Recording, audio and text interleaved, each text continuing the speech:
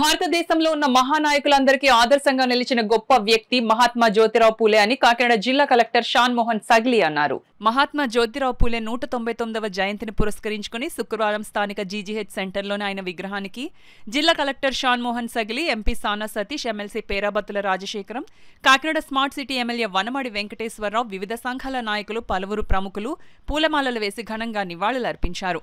ఈ సందర్భంగా జిల్లా కలెక్టర్ షాన్ మోహన్ సగ్లీ మాట్లాడుతూ మహాత్మా జ్యోతిరావు పూలే 199వ జయంతి వేడుకల జిల్లాలో ఘనంగా జరుపుకుంటున్నామన్నారు.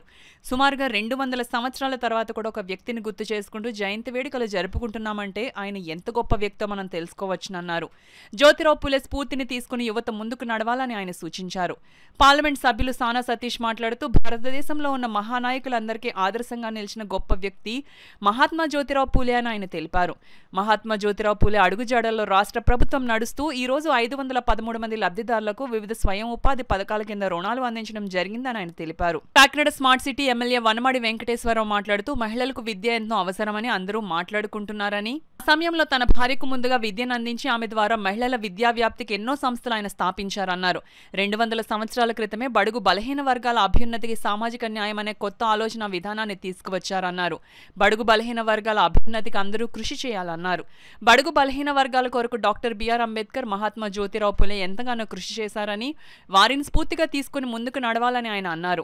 ఈ సందర్భంగా బీసీ కార్పొరేషన్, కాపు కార్పొరేషన్, ఈబీసీ కార్పొరేషన్ ద్వారా 513 మంది లబ్ధిదారులకు వివిధ వ్యాపారాలు చేసుకునేందుకు 11,86,44,000 రూపాయల రుణాలను చెక్కు రూపంలో అందజేశారు. ఈ కార్యక్రమంలో జిల్లా బీసీ సంక్షేమాధికారి M Lalli, BC corporation ED Addanki Srinivasarao, Andhra Pradesh BC corporation directors, Andhra Pradesh Aryavysya సంఘం డైరెక్టర్, బీసీ సంక్షేమ సంఘాల నేతలు, బీసీ నాయకులు తదితరులు పాల్గొన్నారు. సార్ చెప్పినట్లే ఈ నెల అత్యంత ప్రాముఖ్యమైన ముగ్గురు వెనుకబడిన తరగతుల వాళ్ళ కోసం పోరాడిన ముగ్గురు నాయకులు ఈరోజు ఈ నెల బర్త్డే. దాంట్లో రెండోది మనం ఈరోజు మహాత్మా బాపులే జయంతి చేసుకుంటున్నాం. సో ఈ జయంతి సందర్భంగా ఆయన నింపిన స్ఫూర్తి, వెనుకబడిన వర్గాలకు సంబంధించిన వారి ఎడ్యుకేషన్ గురించి, వాళ్ళ మానవ హక్కుల గురించి చేసిన పోరాటాన్ని స్ఫూర్తిగా అందరం గుర్తించి ఆయన స్ఫూర్తితో నెక్స్ట్ వచ్చే 1 year కూడా ఎలాంటి గొడవలు, ఇంటర్నల్గా ఎలాంటి భేదాలు లేకుండా అందరూ కలిసికట్టుగా ఉండాలని చెప్పి కోరుకుంటూ నాకు అవకాశం ఇచ్చిన అందరినీ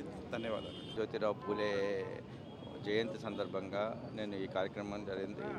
ఆయన బడుగు బలహీన వర్గాల వారి కోసం చేసిన కృషి, దాని గుర్తింపుగా రాష్ట్ర ప్రభుత్వం కూడా ఇటువంటి కార్యక్రమాలు ముందు తీసుకెళ్ళాలని ఈవేళ 513 మంది లబ్ధిదారులకి డబ్బులు పంచిపెట్టడం జరిగింది. ఇదే కార్యక్రమాన్ని జ్యోతిరావు గారు పూలే ఆదర్శంతో రాష్ట్ర ప్రభుత్వం ముందుకు తీసుకెళ్తుందని తెలియజేస్తుంది. బీసీలు ఎప్పుడు కూడా తెలుగుదేశం పార్టీతోనే ఉంటారు.